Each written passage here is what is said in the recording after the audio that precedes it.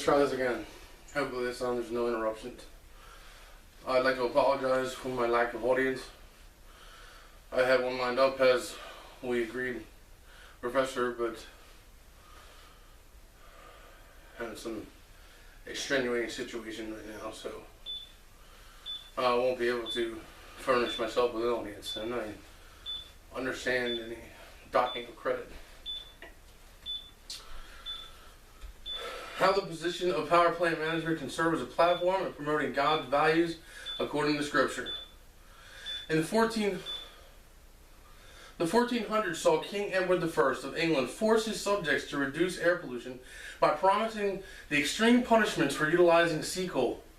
The beginning of the 1800s brought about coal mining during the Industrial Revolution, which caused dirty, ashy smog that was extremely detrimental to the health of those that lived in those areas. Mixing with the humidity in the air, these harmful agents from production plants and people's fireplaces killed more than 4,000 people in London alone. Another case of this could be seen in Donora, Pennsylvania, where 7,000 people were stricken with illness, severe illness.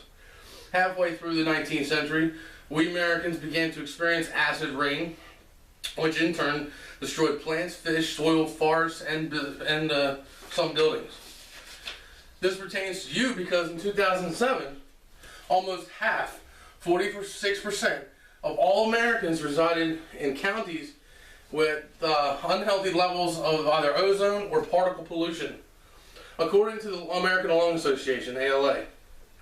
This means that 46 out of every 100, or about 5 out of every 10 people, lived in areas were potentially dangerous to us due to pollution. Where did you live in 2007? Where did your loved ones live? What would you speculate that statistic would be today? Maybe 6 or 7 out of 10? We have all either taken classes that deal with pollution or have seen commercials, news programs, or TV specials about pollution. I myself am studying in the STEM field. Then I have access to many different aspects of pollution daily. About how they influence some of the decision-making process. I believe that I will be able to provide influence on the decision-making progress behind the handling and disposing of potentially harmful pollutants to avoid that which has led to what we've seen in the past. Surpass what we are to where we are today, and speculate the results that we will experience for our future generations on Earth. Just like air, water is under assault from numerous types of pollution. For centuries, humans knowingly contaminated sources of drinking water with raw sewage, which led to diseases such as cholera and typhoid. One report said that just a single gram of human waste could have as many as millions of viruses, thousands of parasitic cysts, and hundreds of parasite eggs. In 1969, chemical waste was released into Ohio's Cuyahoga River and caused it to burst into flames. The waterway became a symbol of how industrial pollution has destroyed America's natural resources.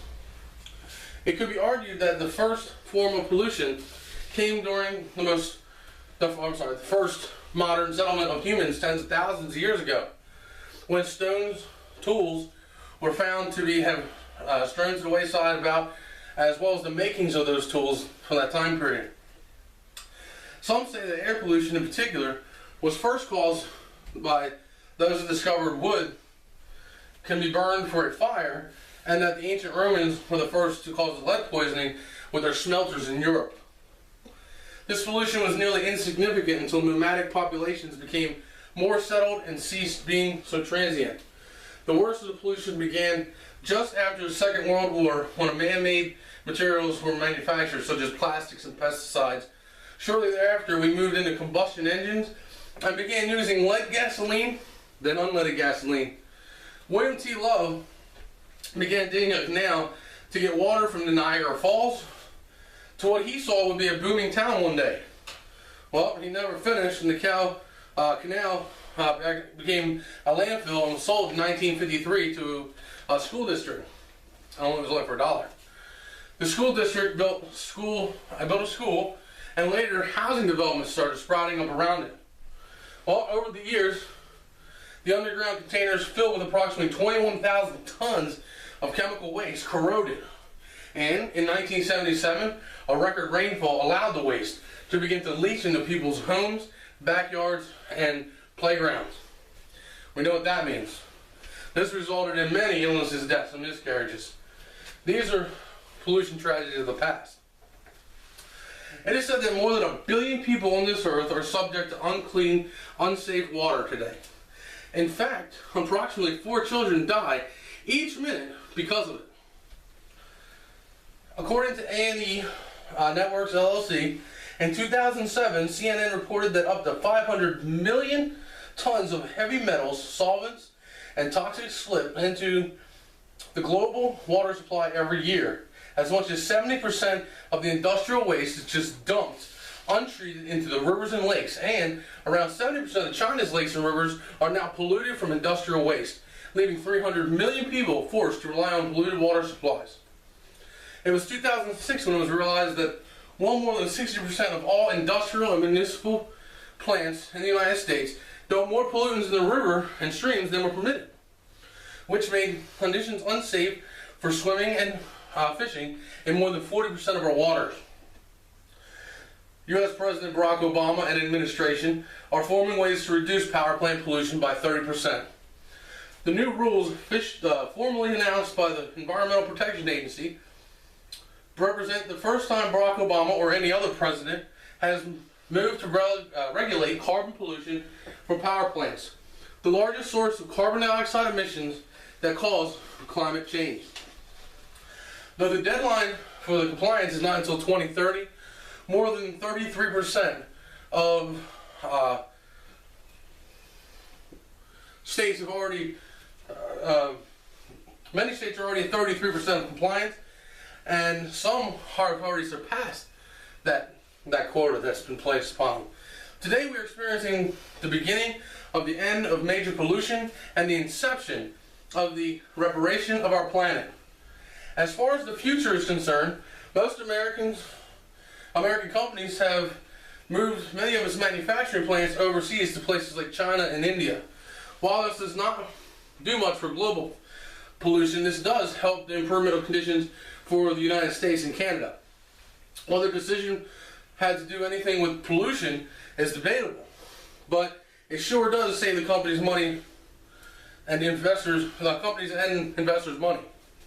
A change must take place because most of the world's pollution will be subject to a degraded air and water quality by 2050 if changes are not made and continue as usual. In 2012, it was said that approximately 1.3 million deaths around the world, according to the World Health Organization, are due to the pollution in urban areas. Although pollution still exists in Europe and North America, its magnitude is much lower than that of Asian societies due to the many laws and regulations that are now in place.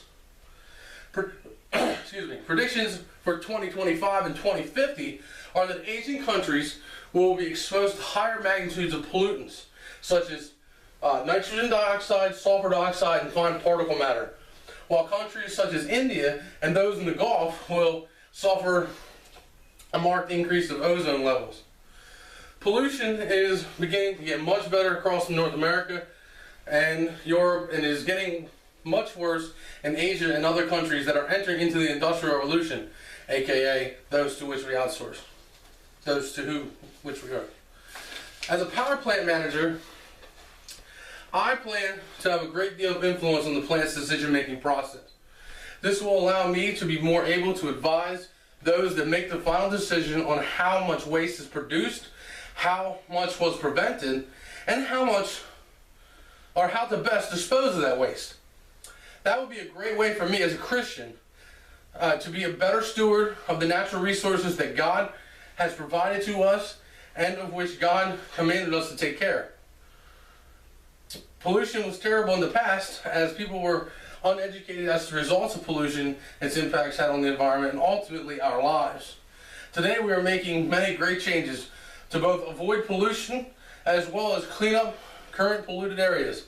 However, some pollution is merely following outsourcing efforts that have been made by many companies to save monies on labor, insurances, and other business expenses. Finally, the future sees much less population as we move toward cleaner energy and better disposal of potential pollutants. According to the Union of Concerned Scientists, renewable energy is a practical, affordable solution to our electricity needs. By ramping up renewable energy, we can reduce air pollution, cut global emissions, create new jobs and industries, diversify our power supply, and decrease dependence on coal and other fossil fuels, and move America toward a cleaner, healthier energy future. Today's technology is forecasted to cut down reliance upon power plants by 40% over the next couple of decades and up to 80% by 2050. Since there will be a reduction in the need for these types of resources, waste and pollution hand in hand will be reduced as well. Throughout the Bible, we can find many times that God has directly or indirectly asked or commanded individuals to watch over his creations and to take care of his creations. 1 Corinthians chapter 10 tells us that whatever we shall do for the glory of God. Now, in closing, it may be a common belief amongst some Christians and non-believers that God asks a great deal from us. But what has he done for us? Not only has he provided us with a world to live in, the food that we eat and the air that we breathe, but he has also given, as we see in John 3:16, his only begotten Son, so that we all will live forever in his kingdom with him. All in all, the problem of pollution has been identified, addressed, and is being solved. Thank you.